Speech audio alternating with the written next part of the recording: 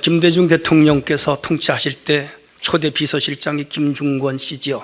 그분은 장로님입니다. 김대중 대통령께서 당선되시고 나서 이 장로님에게 비서실장을 해달라고 그랬습니다. 이 장로님은 저는 안 됩니다. 저는 노태우 대통령을 모셨던 비서실장이고 또 경상도 사람인데 어떻게 제가 대통령을 모시겠습니까?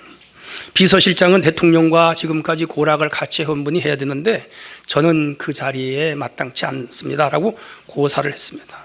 그래도 대통령께서 꼭 굳이 해달라고 하셔서 끝까지 못하겠다고. 하루는 대통령께서 이분 집에 찾아오셨더래요. 내가 이렇게까지 찾아왔는데 비서실장을 안 해주겠느냐고. 그래서 이분이 정 그러시다면 제가 한 가지 부탁을 하겠는데 대통령께서 들어주시면 제가 순종을 하겠습니다. 그게 뭐냐고. 저는 장로인데 제가 어떤 일이 있어도 주일날은 교회 가서 예배를 드려야 됩니다. 주일날만큼은 대통령께서 공무로 저를 부르시면 절대로 안 되고, 제가 얼마 동안 있을지 모르지만은 저에게 주일날 내 섬기는 교회에 가서 예배를 드리게 하면 제가 이 자리를 수락하겠다고. 그렇게 하겠다고. 그래서 이분은 초대 비서실장이 됐고, 그분이 비서실장으로 있는 동안에는 매주일마다 청와대에서 일 안 하고 자기 교회 가서 하루 종일 교회를 섬겼다는 유명한 일화가 있습니다. 이게 뭐지요? 이게 신앙관리죠. 이게 신앙관리. 성도의 자기관리죠. 오늘은 주제가 성도의 자기관리입니다. 같이 합니다. 성도의 자기관리. 잘 아셔야 됩니다. 첫 번째는 주제예요. 성도는 자신의 신앙을 잘 관리하셔야 돼요. 6절이에요. 인자와 진리로 인하여 죄악이 속하게 되고 여호와를 경외함으로 말미암아 악에서 떠나게 되노라. 여기 경외.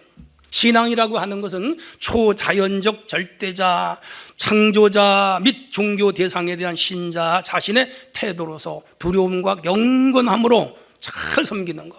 그래서 자비, 사랑, 의뢰심을 가지고 그 대상을 경외하는 것이 뭐냐? 바로 신앙이죠. 우리 모두는 신앙생활 하는 사람들. 그래서 오늘도 이 코로나 바이러스의 위험이 우리 사회에 있어도 큰 무릅쓰고 이 자리에 나와서 예배하고 있죠. 그런데 이 신앙 관리를 잘 하지 못하면 유지 혹은 성장이 안 되고 퇴보하거나 중도에 탈락이 되죠. 그래서 히브리서 저자는 말합니다. 나의 의는 오직 믿음으로 말미암아 살리라. 또한 뒤로 물러가면 내 마음이 그를 기뻐하지 아니하리라 하셨느니라. 뭐예요? 우리의 신앙이 뒤로 퇴보하거나 물러가면, 침체되면 우리 하나님이 기뻐하지 않는다, 그 말이에요. 그래서 관리가 필요하죠. 잠언 1장 32절에 어리석은 자의 퇴보는 자기를 죽이며 미련한 자의 안일은 자기를 멸망시키느니라. 뭐예요? 신앙이 퇴보되면 죽는 거죠. 관리가 안 되면 죽는다, 이 말이에요. 반대로 이사야는 긍정적으로 말합니다. 오직 여호와를 앙망하는 자는 새 힘을 얻으리니 독수리가 날개를 치며 올라감 같을 것이요 다름질하여도 곤비치 아니하겠고 걸어가도 피곤하지 아니하리라. 뭐예요? 신앙관리를 잘하는 사람들은 날마다 전진하고 날마다 상승한다, 그 말이죠. 오늘 신앙생활에 있어서 어떤 부분을 관리를 잘해야 될까? 하나는 주일 성수를 잘 해야 됩니다. 옆 사람하고 한번 할까요? 주일 성수를 잘 합시다. 주일은 한 주간의 첫날입니다. 일요일이 아니에요. 우리 믿는 사람들은 주일이에요. 용어 고쳐야 돼요. 제가 어떤 분에게 전화를 하거나 그러면 목사님은 일요일에 교회 나갈게요. 우리는 일요일이 아니에요. 우리는 주일입니다. 구약에서는 안식일을 지켰고 신약에서는 주일을 지켰습니다. 지켰다는 말은 예배했다, 그 말이에요. 주일의 원조격인 안식일은 하나님께서 십계명제 4계명에 못을 박아놨어요. 이날은 거룩하게 지켜라. 엿새 동안 열심히 일해라. 이날 하루는 쉬어라. 온전히 하나님께 드려라. 천지를 창조하신 주 하나님께서 7째 날에 안식을 했어요. 창세기 1장에. 유대인들은 이 안식일을 위하여 목숨을 걸고 지켜요. 여러분 6.1 전쟁 아시죠? 그 6.1 전쟁에 월요일 날 시작한 전쟁을 토요일 날 끝내야, 일요일 날 시작한 전쟁을 그들은 안식일 지키니까 금요일 날 끝내. 왜? 안식일 지키려고. 주일 지키려고. 전쟁을 6일 만에 끝낸 민족. 하나님 축복하시잖아요. 사도시대에 와서 안식일 대신 일요일을 주일을 지켰고 오늘까지 우리 기독교는 그 전통을 유지하고 있죠. 이날은 거룩한 날이에요. 날 중에 날, 성별된 날, 하나님께 온전히 예비하며 드리시기를 바랍니다. 주일은 주님이 부활하신 날이에요. 주일은 오순절에 성령이 강림한 날이에요. 주일은 이 교회가 시작한 날입니다. 그래서 사도들에 의해서 전통적으로 세워진 날이 주일입니다. 이날은 썬데이가 아닙니다. 이날은 로드데이입니다. 이 날을 생각하며 우리는 예배하는 성도가 되기를 바랍니다. 이 주일을 성수하면 하나님 복을 줘요. 어디에 말씀이 있는가? 이사야 58장 13절 14절 들어보세요. 내가 안식일의 주일입니다. 내 발을 금하여 내 성일의 오락을 행하지 아니하고 안식일을 성일을 일컬어 거룩하고 즐거운 날이라. 여호와의 성일을 존귀한 날이라 하여 이 날을 존귀하게 여기고 내 길로 행하지 아니하며 오락을 구하지 아니며 사사로운 말을 하지 아니하며 내가 여호와 안에서 즐거움을 이 날 얻게 되리라. 내가 너를 땅의 높은 곳에 올리고 내 조상 야곱의 업으로 기르리라. 여호와 입의 말이니라. 여러분, 이 평생 동안 어떤 일이 있어도 주일을 지키는 일에는 목숨을 걸어도 괜찮아요. 주일을 지키는 일은 최선을 다해야 하나님 앞에 이 날을 온전히 예배하며 사는 성도가 되기를 바랍니다. 이것만 잘 관리하면 신앙 관리가 되는 거예요. 두 번째는 부지런히 성경을 읽어야 돼요. 구약의 성도들은 광야에서 뭐를 먹었죠? 만나를 먹었어요. 몇 년 먹었어요? 40년 먹었어요. 우리가 일평생 사는 동안에 우리는 영적 만나를 먹어야 됩니다. 그들은 만나를 아침에 거두어서 찢거나 빻아서 이제 빚어서 구워 먹거나 삶아 먹었는데 그 맛이 얼마나 단지 꿀 섞은 과자 같다 그랬어요. 이게 구약 성도들이 먹은 만나라면 오늘 우리는 영적인 만나가 말씀입니다. 이 시간 여러분이 만나를 먹는 시간입니다. 잘 먹으시기를 바랍니다. 이 시간에 말씀을 안 들고 졸거나 자는 분은요, 교회는 왔는데 못 먹고 가는 거예요. 뷔페집에 가서 못 먹고 가면 얼마나 배가 아파요. 먹고 가야지. 오늘 이 시간 생명의 만나 양식을 풍성히 먹으시기를 바랍니다. 예수님 말씀하셨어요. 사람이 떡으로만 살 것이 아니요 하나님의 입으로 나오는 말씀으로 살 것이니라. 바울은 말씀합니다. 모든 성경은 하나님의 교훈으로 된 것으로 교훈과 책망과 바르게 함과 의로 교육하기에 유익하다. 디모데후서 16절에서. 아모스는 말씀합니다. 주 여호와께서 가라사대 보라 날이 이를지라 내가 기근을 땅에 보내리니 양식이 없어 주림이 아니며 물이 없어 가람이 아니오 여호와의 말씀을 듣지 못하여 가람이니라 그랬어요. 오늘 그 시대의 말씀을 듣지 못해서 다 기갈에 빠져서 타락하고 교만하고 우상숭배하고 죄짓다가 나라가 망했죠. 오늘 우리가 이 말씀을 읽고 말씀을 듣고 말씀을 지키는 데 최선을 다해야 할 줄로 믿습니다. 종교개혁을 한 마틴 루터는 5대 솔라를 말했습니다. 첫 번째 솔라가 솔라 스크립추라예요. 오직 성경. 그것이 종교개혁의 첫 번째 명제입니다. 부교로부터 이 개신교가 나오게 된 원인 중에 하나가 구약은 캐톨릭은 성경을 안 가르치는 거예요. 사제들의 독점물이 되어서 평신도들에게 읽히질 않은 거예요. 근데 루터는 종교개혁을 하고 바로 성경을 독일어로 번역을 해가지고 평신도들이 성경을 읽게 하여 귀를 열고 눈을 열고 입을 열게 했죠. 그래서 오늘 풍성한 삶을 살게 했어요. 우리는 성경을 읽어야 됩니다. 올해도 성경을 한 번씩 읽는 수주중앙의 성도들이 되시기를 바랍니다. 암송도 많이 하시고 필사를 하면 더 좋아요. 내 평생에 성경 한번 쓰고 가리라. 그래서 기독교 서점에 가면 성경 쓰는 필사책이 있습니다. 거기다 쫙 쓰시면 돼요. 그렇게 해서 가죽으로 탁 만들어져요. 서점에서. 그러면 죽을 때 자녀에게 유물이다 하고 나눠주면 그 자녀가 부모님이 죽어도 예수 믿죠. 이렇게 성경을 사랑하고 성경을 아끼고 성경을 귀히 여기고 성경을 애독하면서 살아가는 성도들이 되시기를 바랍니다. 그럼 신앙관리가 되는 거예요. 또 하나는 부지런히 기도해야 돼요. 어린 아이들은 자신의 부모와 함께 있을 때 가장 안전하지요. 겁이 없어요. 만일 부모가 함께 있지 않으면 그 자녀들은 위험에 노출되지요. 그리스도인들에게 기도는 하나님과의 동행입니다. 기도하지 않는 성도는 지금 위험지대에 와 있는 거예요. 기도하지 않는 성도는 지뢰밭에 들어와 있는 거예요.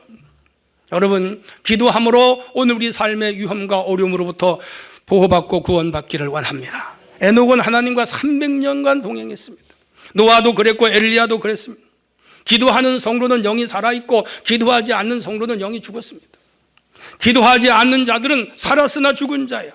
여기 죽었다는 것은 정상관계가 아니라는 말이에요. 죽었다는 것은 하나님과의 관계가 끊어졌다는 거죠. 한 선교사가 한국 선교부로부터 보낸 선교 그 자금을 은행에서 찾아가지고 자기 선교하는 교회로 가는 중에 깊은 산 속에서 강도들이 왔었어요. 죽게 생겼습니다. 돈을 뺏기게 생겼어요. 이 선교사는 하나님 앞에 기도합니다. 하나님, 큰일 났습니다. 이 선교 자금을 저들에게 뺏기면 우리 교회는, 그리고 나는 죽습니다. 하나님 도와주세요. 그런데 애워쌌던 강도들이 슬금슬금 다 도망을 가는 거예요. 살아났어요. 얼마 후에 그 강도 한 사람이 회개하고 예수를 믿고 구원을 받았어요. 교회를 나왔어요. 사람들이 물었습니다. 그때 당신들 여러 명이 선교사를 애워쌌었는데 왜 슬금슬금 도망을 가느냐 그랬더니, 그 강도가 말하기를 우리가 애워싸고 선교사를 죽이고 돈을 뺏으려고 그랬는데 그 선교사에게 처음 보는 군인들이 수백 명이 애워싸고 있어서 우리가 무서워서 도망을 갔다는 거예요. 알고 봤더니 그 시간에 그분에게 선교 헌금을 보내는 한국 선교부 그 목사 성도들이 중보기도 하는 시간, 우리 선교사를 지켜주세요. 우리 선교사가 먼 이 위험지대를 지나서 돈을 찾아갈 때, 선교비를 찾아갈 때 하나님 보호해 주세요, 천군 천사를 보내주세요 기도했는데 하늘에서 주님이 천사를 보내서 그 선교사를 지켜주신 줄로 믿습니다. 이게 기도의 힘이죠. 남편이 직장에 나가고 자녀들이 학교에 가 공부를 하고 혹은 아내가 해외를 나가고 그럴 때 집에서 누군가 그 가족을 위하여 중보기도하면 어디를 가든지 천군과 천사들이 따라다니며 그를 보호하시고 지켜주실 줄로 믿습니다. 코로나 바이러스 두렵다고는 하지만 확률적으로는 200만 분의 1이니까 거의 걸릴 확률이 없다고 봐도 괜찮아요. 너무 두려워하지 말고, 그보다 더 중요한 것은 매일매일 기도하시기를 바랍니다. 저는 새벽마다 여러분들을 위해서 솔직히 이름을 불러가면서 기도합니다. 뭐 크게 대형 교회도 아니잖아요. 장로님, 권사님, 안수집사님, 여집사님 다 이름 불러가면서 기도합니다. 오늘도 코로나 바이러스 지켜주시고, 대학교 다니는 학생들 보호하시고, 군에 가 있는 아들 함께하여 주시고, 해외에서 공부하는 우리 교회 소속된 자녀들 지켜주시옵소서. 그러니까 걱정하지 마시고 두려워하지 마시고 열심히 활동하시기를 바랍니다. 더 중요한 것은 우리가 기도하면서 나갈 때 하나님이 우리를 온전히 지켜줄 줄로 믿습니다. 이게 신앙관리라 이 말이에요. 그 외에도 많이 있지만은 적어도 우리가 주일 성서, 그리고 성경 읽는 거, 기도하는 거, 이 세 가지는 ABCD죠. 기본이지요. 이걸 잘 지킴으로 우리의 신앙이 온전해지기를 바랍니다. 두 번째 주제입니다. 성도는 자신의 사명 관리를 잘 해야 됩니다. 4절이 여호와께서 온갖 것을 그 쓰임에 적당하게 지셨다 그랬습니다. 하나님은 우리를 놀이터로 보내지 아니하시고 일터로 보냈다, 그런 말이 있습니다. 사람은 누구나 사명이 있는 존재지요. 이 세상에 사명이 없는 사람은 하나도 없어요. 하다못해 모기 한 마리, 파리 한 마리도 사명이 있어요. 저는 어느 날 하나님, 그 모기는 괜히 만들어가지고 맨날 피 빨아먹고 사는 놈, 저거 존재 쓸모없는 놈 그랬는데, 그것도 있어야 된대요. 그게 있어야 이 생태계가 지켜지는 거예요. 제비가, 그리고 박쥐가 모기가 없으면 다 굶어 죽는데, 그 잡아먹고 살아는 거예요. 먹잇감이 다 사명이 있는 거예요. 하나님이 만든 것들 중에 사명이 없는 물체와 존재는 난 하나도 없다고 그래요.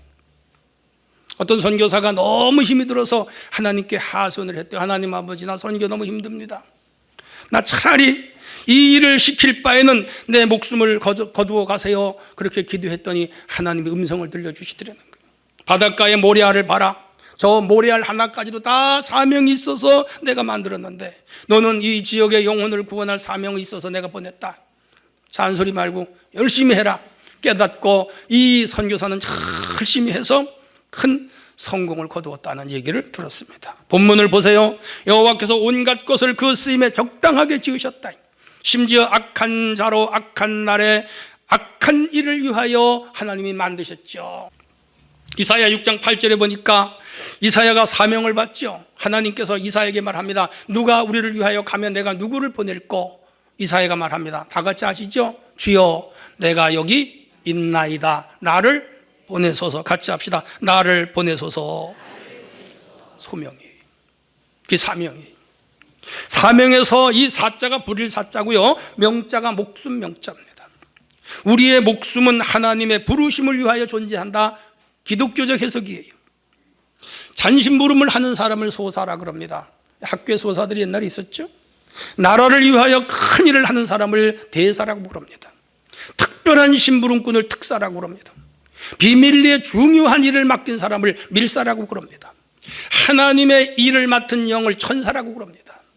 그리고 예수님이 불러서 일을 맡긴 사람들을 원래는 도사가 맞은데 거꾸로 써서 사도라고 그럽니다. 그게 12사도예요. 주님은 오늘 이 시대에 우리에게 사도적인 사명을 맡기신 줄로 믿습니다. 사명은 우리가 목숨을 걸고 해야 할 일이죠. 사명은 대개 윗사람이 아랫사람에게 시키는 거죠. 국가가 공무를 수행하는 사람들에게, 그러니까 공무원은 국가의 사명자들이죠.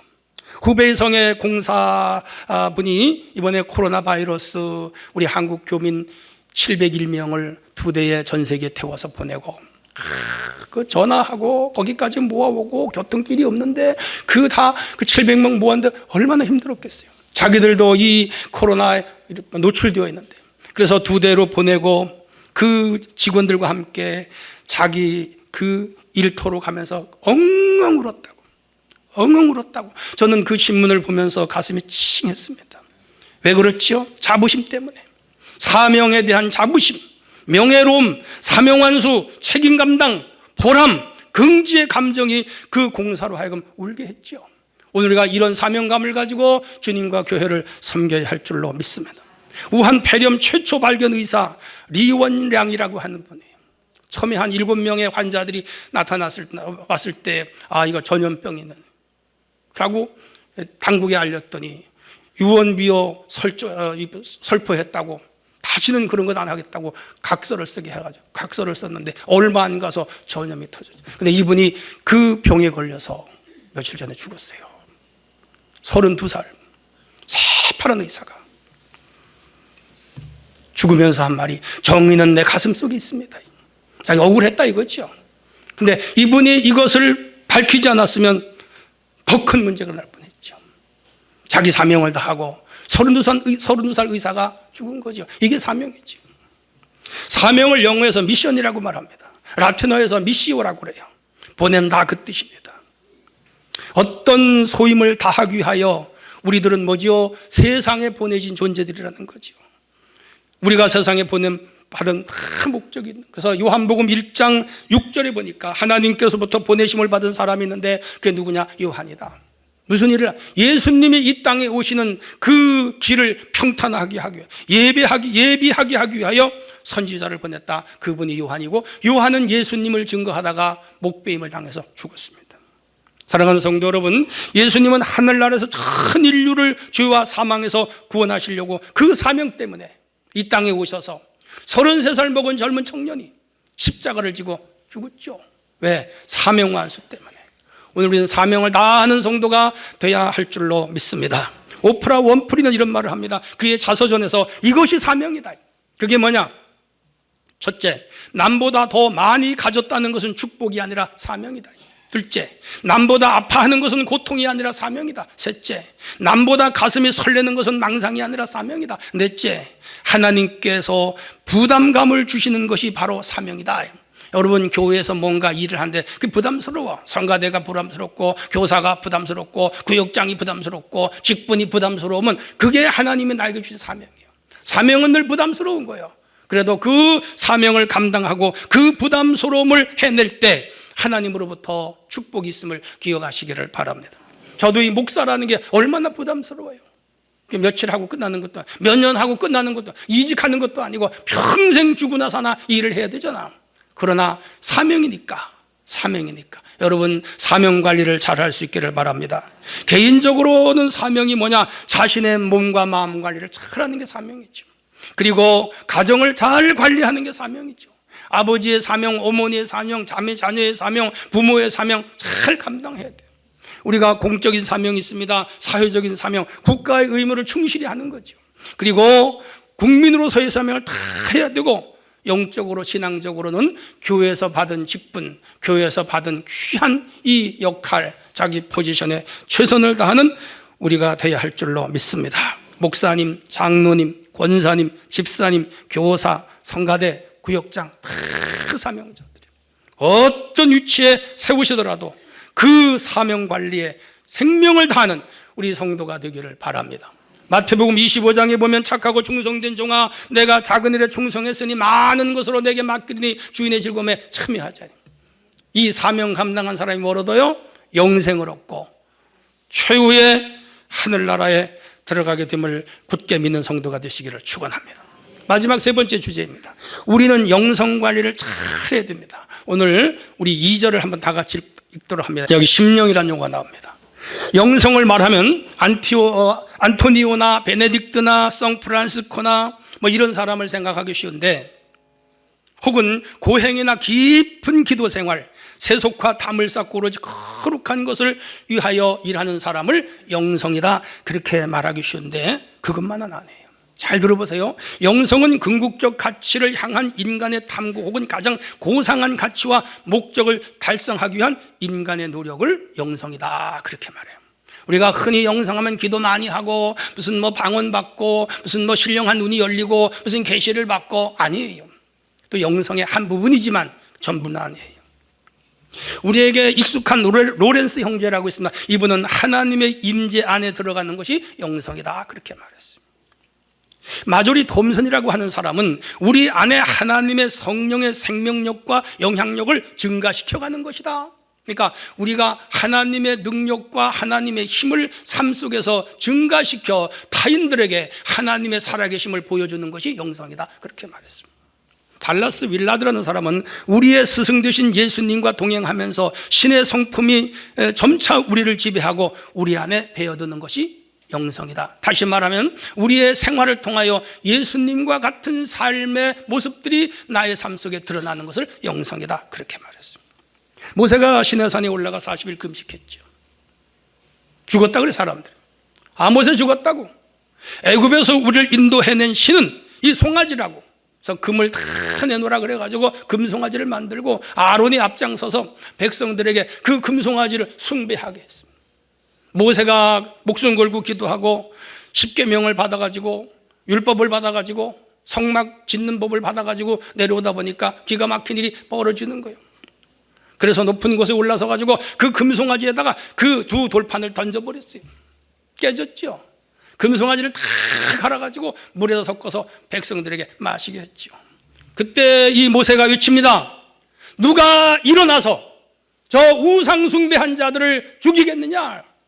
12지파인데 아무 지파도 나서질 못해. 왜? 자기들이 다 참석해서 우상숭배했으니까. 근데 끝까지 우상숭배를 하지 않고 오로지 모세를 기다렸던 지파 하나가 있어요. 그 지파가 레위 지파예요. 레위 지파가 칼을 들고 일어나서 다 죽였어요. 3,000명을 죽였습니다. 죽은 시체들 앞에서 모세는 레위 지파를 제사장 지파로 선포합니다. 각 사람들이 그 아들과 그 형제를 쳤으니 오늘날 여호와께 헌신하게 되었느니라. 그가 오늘날 여호와께 복을 내리시리라. 누구에게? 레위 지파에게. 왜? 레위 지파는 우상숭배 안 했어요. 레위 지파는 금송아지 안 섬겼어요. 레위 지파는 그 죄악에 가담을 하질 않았어요. 귀한 일이죠. 세겜 사건으로 레위와 시몬이 이 세겜 사람들을 죽인 죄로 인해서 저주를 받은 지파예요. 그런데 여기서 사명을 감당하고 우상을 숭배하지 아니하므로 하나님이 그들의 과거의 죄를 사하시고 제사장 지파가 되게 하여 레위인들은 영원히 하나님 앞에 제사장이 되게 하신 줄 믿으시기를 바랍니다. 왜? 사명 감당. 레위 족속 중 한 사람이 가서 레위 여자에게 장가 들었더니 그가 잉태하여 아들을 낳아 준수함을 보고 그를 3달 동안 숨겼더라. 이게 레위 지파예요. 그 아버지가 아므람이고 그 어머니가 요게벳이요. 두 부부가 바로가 아들을 낳으면 죽이라고 하는 명을 거부하고 아들을 낳았어. 잘생겼어. 죽이기가 아까워. 그 형도 살려냈어. 아론이라고. 그 동생 모세인데 살렸어요. 3개월을 숨기다가 울음소리가 커져서 도저히 숨기기 어려우니까 갈대 상자를 엮어서 나일강에 띄웠는데 바로의 공주가 목욕하러 가다가 그 아이를 발견하고 자기 양자를 삼아서 40년 동안 바로의 궁중에서 문물을 다 가르쳐서 위대한 인물이 됩니다. 자기가 이제 정체성과 자기의식을 할 나이가 됐습니다. 자기는 히브리인이라는 걸 알았습니다. 일터에 나가서 자기 동족이 애굽 사람에게 모질게 학대당함을 보고 그는 애굽의 왕이 되는 걸 거부하고 그는 자기 민족과 함께 고난받기를 즐거워합니다. 히브리 11장에 나와요. 그 지도자가 되죠. 자기 민족을 애굽으로부터 구원해내죠. 뭐예요? 그는 왕이 될 수 있는 법적 조건을 다 갖췄지만은 그거 거부했어요. 왜? 자기 민족을 구해야 되고 히브리 민족으로 살아야 되고 아브라함의 후손으로 살아야 되고 하나님을 공경하는 걸 그는 더 귀하게 여겼어요. 이게 이게 영성이라 이 말이에요. 영성이. 돈을 쫓아가는 거 영성이 아닙니다. 출세를 쫓아가는 거 영성이 아닙니다. 자기 고집을 쫓아가는 거 영성이 아닙니다. 세상의 안위를 취하는 거 영성이 아닙니다. 가식과 외식과 형식 영성이 아닙니다. 오늘 이 모세와 같이 고난을 당할지라도 주님을 기뻐하고 주님을 위하여 살고 교회를 위하여 살고 복음을 위하여 살고 하나님 나라를 위하여 살겠다는 이런 믿음을 가진 자들이 진정한 영성을 가진 자들인 줄로 믿습니다. 우리 수정학교 성도들이 적어도 이런 영성을 소유할 수 있기를 바랍니다. 할렐루야. 그리고 이런 개인과 이런 가정과 이런 교회와 이런 사람을 쓰신다 이 말이에요. 예화 하나 하죠. 기독교는 로마 황제들의 극심한 박해로 300년 동안 지하교회로 지냈어요. 콘스탄틴 대제가 밀라노 칙령에 의해서 이 기독교가 300년 만에 국교가 됩니다. 꿈만 같은 일이죠. 하나님이 하신 일이죠. 카타콤에서 이들 지하에서 활동하던 교회가 빚을 봤어요. 근데 그때 로마 총 인구에 비례할 때 기독교회는 9% 그리고 불신자가 91%입니다. 그렇다면 이 91%의 로마 인구 가운데 극소수인 9%의 이 기독교인들이 어떻게 국책과 정책을 세워가면서 이 기독교를 세계적인 종교로 만들고 더 나가서 이 기독교가 서양사를 이끌어가는 주인공이 됐는가? 그래서 300년 동안 지하교회에서 기독교인들이 살았지만은 그 지하에서 철저하게 성경을 원리로 살았습니다. 하나님 말씀, 일부 일처 제도를 지켰습니다. 음란하지 않았습니다. 타락하지 않았습니다. 말씀대로 살았습니다. 여기에서 머리 좋은 인재들이 나왔습니다. 반대로 로마의 고관들과 귀부인들과 귀족들은 이 타락해서 온갖 성적 문화가 타락되면서 그들에게서 건강한 자녀들이 많이 태어나질 않았습니다. 머리 좋은 자녀들이 태어나질 않았습니다. 가정교사를 해서 아무리 가르쳐도 혼인을 더럽히고 성적 문란한 생활을 했기 때문에 건강한 이세들이 나오지 않았던 거예요. 300년간 철저하게 믿음으로 산 이 카타콤의 기독교인들에게서 머리 좋은 훌륭한 인재들이 나타나서 이 세상을, 그 세상을 바꿔갔던 것이죠. 오늘 우리 사회가 혼탁하고 타락하고 죄로 무성해도 우리 소수의 적은 기독교인들이 말씀을 순종하고 말씀대로 살아서 혼인을 귀히 여기고 성적 문화에 타락하지 아니하고 예수 안에 경건하게 살면 오늘 우리의 후손들이 이 사회, 이 국가를 앞으로 이끌어가게 될 줄로 믿으시기를 바랍니다. 이게 뭐냐? 이게 영성이다 이 말이에요. 결론입니다. 잘하는 얘기. 공부 잘하는 여자는 예쁜 여자를 못 이긴대. 예쁜 여자는 남편 잘 만난 여자를 못 이긴대. 남편 잘 만난 여자는 자식 잘 키운 여자를 못 이긴대요. 자식 잘 키운 여자는 건강한 여자를 못 이긴대요. 건강이 최고예요. 그런데 아무리 건강해도 기도 잘하는 여자는 못 이긴대요. 기도하는 여자가 최고예요.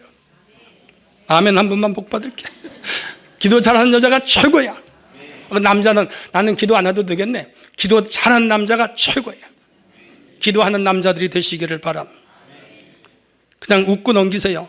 집에서 키우고 아이 키우고 살림 잘하는 여자를 지볼이라 그러는데, 살림도 잘하면서 돈을 많이 벌어오는 여자를 총둥오리라 그러는데, 살림도 잘하고 재테크도 해서 엄청난 돈을 버는 여자를 황금오리라 그러는데, 엄청난 돈을 벌어놓고 일찍 죽는 여자를 아싸가오리라 그러는데, 엄청 돈을 벌면서 남편을 개떡같이 여기는 여자를 어찌하오리래. 근데 아내 중에 최고의 아내는 기도하오리. 같이 합시다. 기도하오리. 우리 교회 기도하오리가 많기를 바랍니다. 할렐루야. 우리 세 가지 관리 잘 해야 돼요. 첫째는 뭐를?